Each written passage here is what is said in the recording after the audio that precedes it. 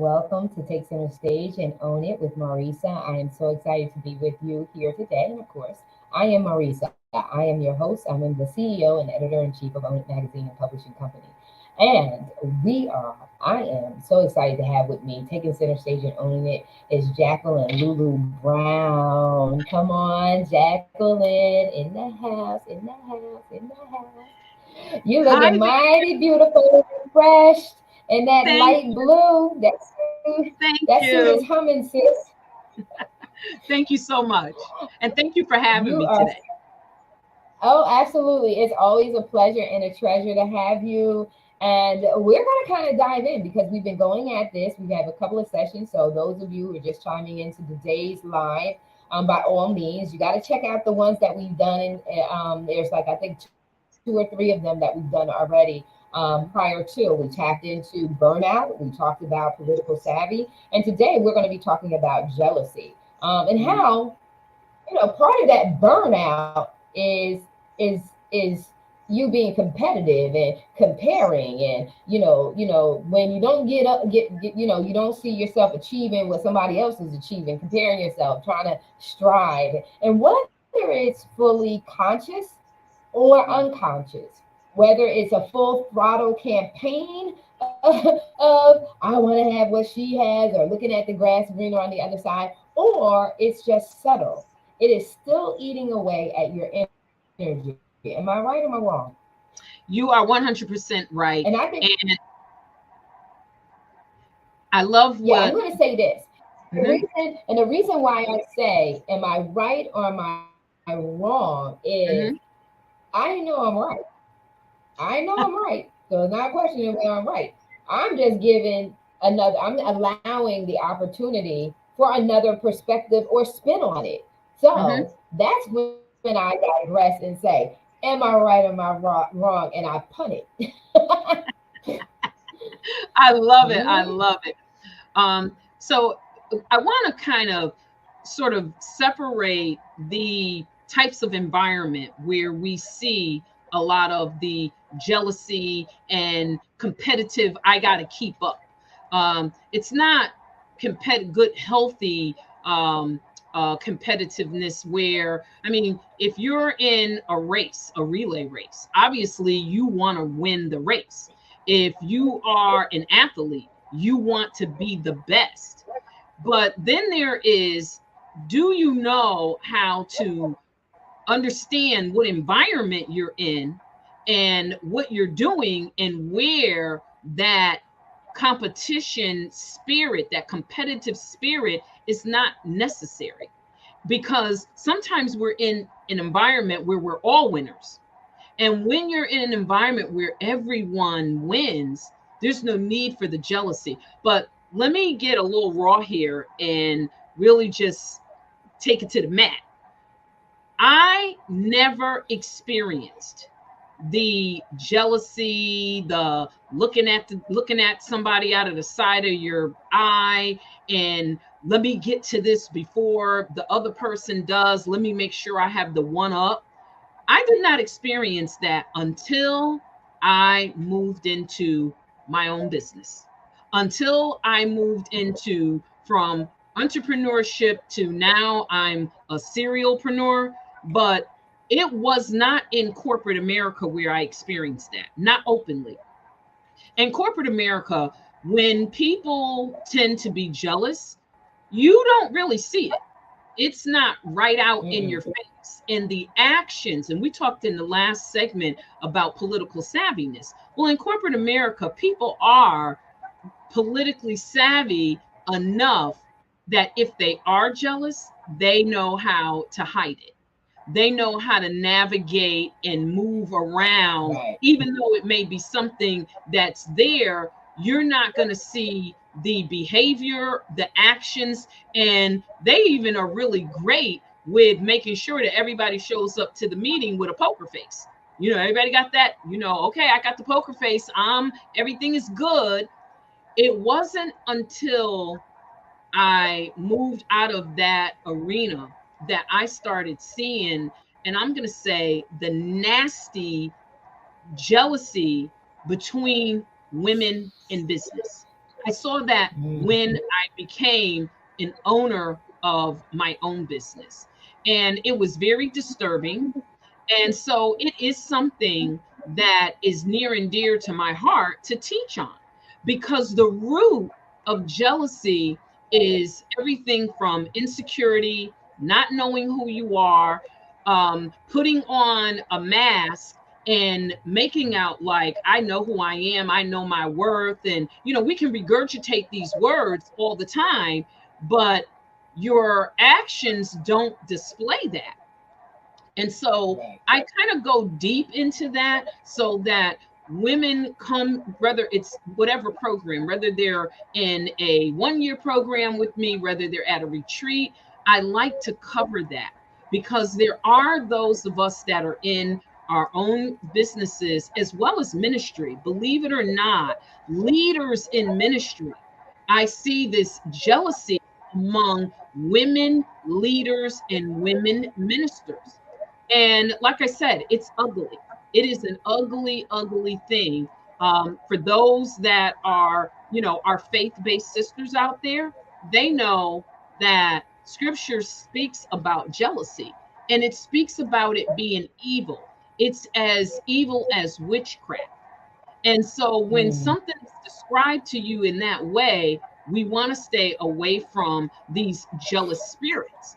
But again, the root of those are to identify where this whole thing starts. And 9 times out of 10, it doesn't start with, I see you and you're flourishing, and all of a sudden I get jealous. No, there's something else deeper that has not been addressed. There's some roots down there that literally need to be dug up and literally just kind of destroyed so that people are operating in freedom, because a jealous spirit is an exhausting spirit.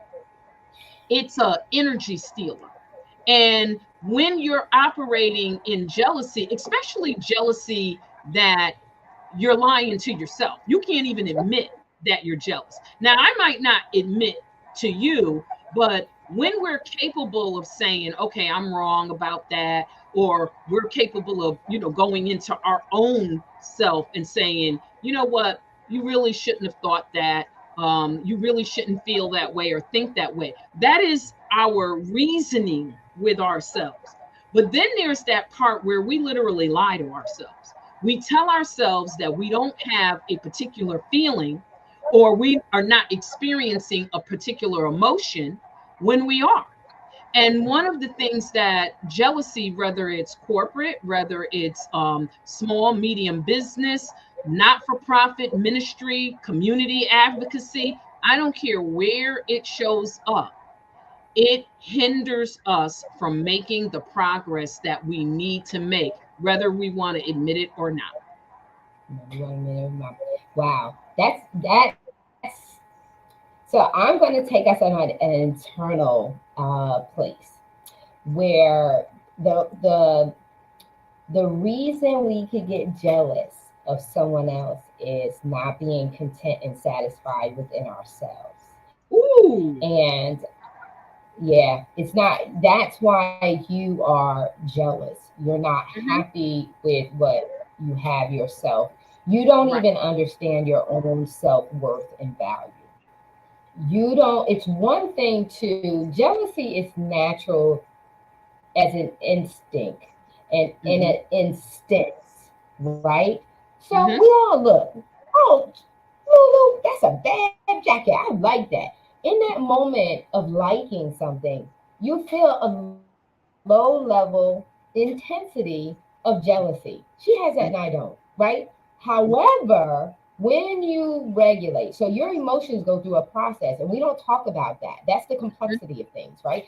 We don't Right. talk about how your emotions go through a process. Everything has a systematic response, right? So Right.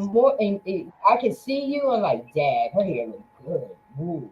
Now, for a moment, I'm jealous, right? But after a while, my feelings, my emotions, and my experience, it regulates. It goes back down to normal, right? However, it can be intensified if I Mm. don't love or value my own self. And what do I mean Yes. by that? Because I don't like anything of what I have, and why does she have that and I don't have that, and this is all this stuff that goes on internally Mhm. that if you don't check yourself, you'll wreck yourself.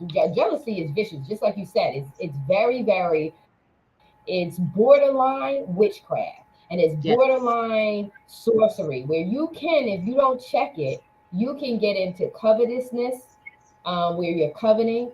You can get into plotting and planning on how you're going to do this, or you can get vengeful and revengeful.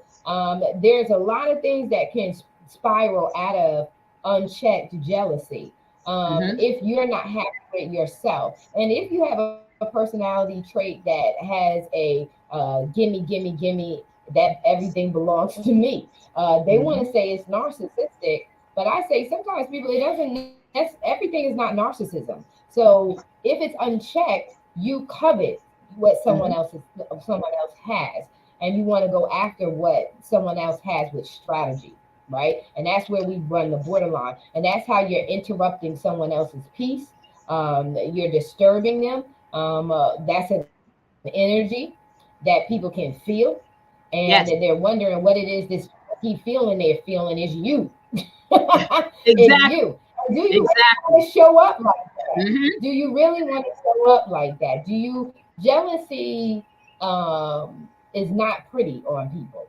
No. It's not pretty on you, because it just really speaks to how you don't really know who you are, and you Right. don't really love who you are, and you really don't value, you don't see the diamond, the jewel, Yes. the Yes. precious gem that you are. Right. And if you are experiencing this, again, this is another reason why they have to go to retreats like this to do the deep tissue work. You have to Yes. connect with coaches like Jacqueline, because I can tell you, I'm not the coach. I'm not the one for you. I'll spotlight you. You can go. I love on you. Don't get me wrong. I will love on you, but I don't. I'll be very honest. Not wired to do. Someone has to. If someone wants to coach you, they have to be wired to do this. I will love you. I can probably, speak into your life positively. But Jacqueline, they know how to do that deep tissue work with you. That's required for you to do transformational, mindset. Your mindset has to be transformed. You got to be able to look at yourself. So that's why retreats like this are so critical. So you're wondering why you're struggling. You're Hmm. wondering why, and you could even be successful. So, Yes. having fulfillment, a peace of mind, and a pleasant life experience has nothing to do with whether you're making money or not making money. It has everything to do with how you feel internally. Do you feel good internally? And Yes. when you feel good internally, I still experience a little. I wouldn't even say it's jealousy at this point anymore, because I'm so happy and so content, and I'm keeping it real. And so anybody who thinks not, don't even worry about it, because I'm good. I learned, this is one technique I had to teach myself many, many years ago, is to Mhm. compliment. If you would just open your mouth when Yes. you see somebody looking like, damn, you look good. Damn, those shoes are nice. Oh my God. If you would immediately train yourself to say, girl, you looking good. My God. Woo, you are wearing that. Work that thing. When you do that, you cause anything that is Hmm. not of you, that has attached itself to your spirit, you immediately interrupt that thing so that it doesn't stay with you, that it leaves. It says, the scripture says, catch every thought. Take every thought captive into the Yes. obedience of Christ, because every thought is not your own unless you own it. But when you push it back into the atmosphere and say, this is not my portion, jealousy, covetousness is Hmm. not my portion, you buck it back to the system and you say, I'm not receiving that, because I don't want any part of that. That is going to be to tear down another sister. That's going to be Hmm. to tear down another spirit. That's going to be to tear down my own Hmm. spirit in the process. I'm not going to do that. And I'm going to tell you something else. And this is a personal shout out, and you may know who you are. Is this? is when someone stretches out their hand to make amends with you, do not say to them that you don't accuse them of anything. Because if they're trying to make a connection with you for reconciliation and peace, you have in turn got to put your hand out so that bridge, the breach in that bridge can be mended. So don't walk around here talking about a system and this, that, and the other if you're not going to have an extended hand to have the needful conversation to come to peace. Because don't assuming gets you in the wrong direction. Speak and always have a heart that is in pursuit of Mhm. peace, so that you yourself, and even if you can afford that individual to have a peace of mind, because sometimes they're gonna have that peace of mind with or without you. Jealousy is a part of the internal work that we need to do. And we need to do that on a massive scale. We cannot ask for anyone to respect us as a gender if we Mhm. don't respect one another. We have to love each other, we have to respect each other, and we have to have conversations without the hatefulness, the bitterness.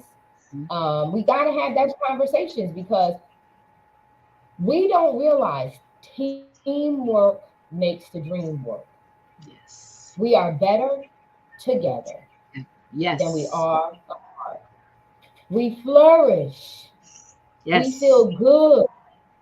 We Yes. can breathe and focus when Mm. we are in a healthy place. When we are in a healthy place. So going to Morocco, and then we want to tap into because we got a few minutes because girl, you're doing some things here, and we need to start bringing the things to the light, the things that you have been cultivating and putting together, and all the ingredients that you've been putting together. We want to talk about that before we in this session together, this live together. But talk about when you go, because we talked about burnout and we talked about how jealousy is a part of that burnout. Because when you're trying to compete in an unhealthy way, it's burning up your energy, it's stealing up your focus on the things that really should be mattering to you in Mhm. order for you to reach your goals, set goals, and reach your goals and enjoy the success of your goals and achieving your goals. So, talk about why retreats, going to Morocco, going away from your home, getting away, going over the seas, the waters, and all of that is so important for things like this. And talk to the people about how something like this can help them if they're struggling with jealousy, or if they're experiencing the repercussions of someone who's jealous. Absolutely. I'm going to start with the purpose of going out of the environment. And I've had people ask me, well, why do you have to go so far? And my answer is because I can. That's number one. Number two, it's because for some people, they really need to come outside of, and I said this in one of the other segments, their current culture. The United States, our country's culture. They need to remove themselves from capitalism and a capitalistic spirit. And I say that in a negative sense, in meaning it when people are doing it from a negative place. And Mhm. so, because you can look at capitalism and you can turn that around and make it very positive, but that's not what we're known for in our American culture. Capitalism is viewed as very negative because what follows it is predatory practices. And Right. so it has such a negative connotation. So when we go into a completely different country and culture, it allows us to leave all of the negative and to really view things from a positive perspective. We can turn around and say, well, wait a minute. If I take and remove the jealousy, I'm not going to go after people from a predatory perspective. And my positive version of capitalistic uh, uh, views and making sure that they're succeeding in their business, it does not have to be negative. We can take Right. what what one culture believes is negative, and we can take and turn that around positively. The other thing I wanted to talk about that you mentioned, excuse me, is you talked about covetousness. And we can actually have that so deep with the jealousy, and we're talking about the evil part now, that we will pray covetous prayers. Now, there's going Right. to be Yep. faith-based people and some are faith-based sisters that are going to say, "Oh no, she." Let me tell you something. Those Hmm. are, and I'm going to get real and raw here because that's the benefit of going, to a retreat or working with myself and those who I partner with, such as Own It and Marisa. When we tackle and go down deep and look at that, the one that is speaking into your life, preaching to you, quoting scripture, telling you Right. how you should and should not live. But yet, when they go home, they're praying covetous prayers. And when you talked about that borderline and that witchcraft, that is really where that comes in, because we're Hmm. praying something and we're praying it from a covetous place. And now we know that that is in direct conflict with what God tells us. And so Right. now we're in conflict with God, we're in conflict with ourselves, and we find ourselves in conflict with everyone else. But it is recognizing it, being willing to examine oneself and go through the painful exercises of saying, is this me? And then Right. not lying on the form and saying, oh, no, that's not me. Because now you're lying to yourself. You're not lying Yeah. to Right. me or any other instructor or any retreat leader. Yeah. You're Lying to lying to yourself. yourself. And when you're lying to yourself, now you're in a really, really bad place because you're believing things that are total. It's like something happened. I'm cut myself off and switch here for a second. It's as if I am thinking that you did something to me that you didn't. The same thing when you lie to yourself. You believe that you are one thing when you're not, or you Yeah. believe that you're not doing something, or you won't accept the fact that, you know what, this is me. I'm looking at this in this workbook and I'm looking at the answers that I put, and this is me.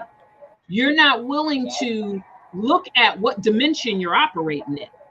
Are you Right. operating all the way down at the bottom in the first dimension, the second dimension? Are you grinding in the third dimension? Third dimension has progress, but you're grinding to get it. Or are Right. you elevated into fourth and fifth dimensions where you're living the life that you truly desire to live? But you have to go down and take that hard look at where you are in the given moment. And then you have to be open and willing to say, I'm open to whatever I need to do to course correct it. I'm open to hearing what the solutions are and what's the inner, as you pointed out, what is the inner deep tissue work that needs to be done. And I will say it is very, very intense, which is why we only meet for a half day. So now going to Morocco, when we were in Dubai, we met in the morning and then in the afternoon, we had fun. We went on excursions, we went shopping, Mhm. because what you're doing is you're rewarding yourself for a productive day. You feel Yeah. good. Okay, now I know. I'm clearing some things up. I'm really sifting through some things. I'm digging deep. And now you can go out in the afternoon and have a great time. That deep work, we only do a half a day of that. So while we're in Morocco, yes, we are compressing so much into that week that we are there, but we are also making sure that people are transformed. They are moving from where they were when they arrived to another place. We want people to be in a different dimension than the one that they were in when they arrived. And this is at very often the leadership level. You know, I hear people talk about how many degrees they have and how they've been, if they're in business, how many degrees they have, and if they're in ministry, how they've been pastoring and how they are prophetic, and if they're in community advocacy, all the great work that they've done. But at the same token, they're not willing to look at, I can be greater than that. I can be phenomenal versus great if I would only look and dig deep. And here's the real rub in all of this. I can't think of anything that I teach that at some point in my life I did not come through. Every process that I've written is because it's something that I came through. And I can remember, oh gosh, it's so many years ago. I can remember working with an individual, excuse me, and she is a phenomenal coach. And the first thing that she gave me that stood out is that everything I have learned myself, I am put on this earth to teach to somebody else. Right. And when you can teach and let people know that it is possible for you to transform in every area that you need to, and it doesn't stop. It's a process that we are constantly growing. And when someone can say, well, there's no room for me to grow, well, then my question is, why are you still here on this earth? What are you, why aren't you caught up? You finished your work. You're obviously, you think your path is completed. So there's always an area for us to grow into. And this happens to be something that's near and dear to my heart, because I have experienced what it feels like for you to trust someone and to find out that they're jealous of you. I'm going to be honest, it broke my heart. I literally had to pray my way up and out because I just couldn't understand, how is it that I can love and I can share and I can give of myself, and then someone would be covetous of what I have, be covetous of the blessings that God has given me, and be jealous to the point to where they're willing to damage my branding. They're willing to have conversations with people and to say bad things. And see, that's another piece. When someone goes, and I say this to our listeners and our viewers, when someone comes to you to talk about somebody else, cut it off. Look, we're going to stop right here. We're not having this conversation. And when you do that, believe it or not, you're helping that person to grow. You are literally helping them to grow, because you are not indulging them in their poor behavior. And so that's really important, that we have enough confidence in the relationship that we can say that. Sometimes women don't say what they need to say to each other confidentially, not talking about somebody in a circle, but they don't say what they need to say to one another for growth because they fear the backlash. Well, if I say that, and we have to trust that if this is truly someone that you belong in their circle and they belong in your circle, well, then trust the process that you will be able to talk to them, and likewise, they'll be able to talk to you. They'll be able to say, okay, sis, I'm not quite feeling where you're going with all of this. But for whatever the many reasons we have, we are not confident enough in the relationship and we're not comfortable having those types of conversations. So that's what we do when we are away. We are going really deep. So by the time we get to the afternoon, we're really free. We're feeling like I've got something to celebrate because I came up another level based on the inner work that was done in the morning. This is so good, but we've run out of time. I But know. it's very, very good. Yeah, it's very, very good because this is the core of why women are burnt out. Yep. This is the core of why the sisterhood is strained and non-effective. We're not concerned about, you know, our young women and bringing them up because we're too busy concerned about our personal me, and not seeing the bigger picture and how, you know, we talk to each other, we can help each other. How we talk to each other, we can care and be considerate of one another. If we do the things that we supposed to do to make sure that we're happy, and what that's called is self-introspective work. That's exactly what it is. It's looking at yourself. We don't want to be by ourselves because if we're by ourselves, we have no other choice but to deal with ourselves. But we're out of Yes. time. We're going to start this off at our top of our next segment, but you have some amazing announcements to make. And I want to make sure in this next segment that we really, really capture all those announcements and how they all tie in to the bigger picture and why jealousy is low mindedness. We're out, ladies and gentlemen. We will see you next time.